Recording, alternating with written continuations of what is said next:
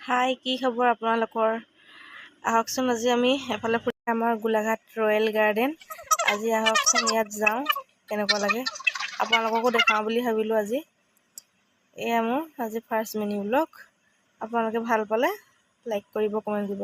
ইয়াত দেখিছে বাহিৰটো royal garden. ইমান ধুনীয়া নহয়, ভিতৰখনো ধুনীয়া আৰু আপোনাৰ মানে ইয়াত বিহেভিয়াৰটো বহুত ধুনীয়া।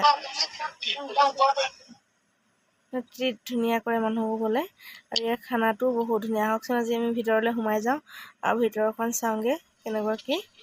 মই পিছে আগতেও গৈছোঁ দেই, এইবাৰহে আপোনালোকক ফাৰ্ষ্ট দেখাইছোঁ। আহক ব'লক আমাৰ লগতে।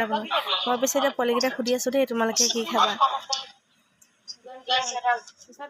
এই চাওকচোন ভিতৰখন ইমান ধুনীয়া। আজি পিছে মানুহ বহুত কম আছিল, কিন্তু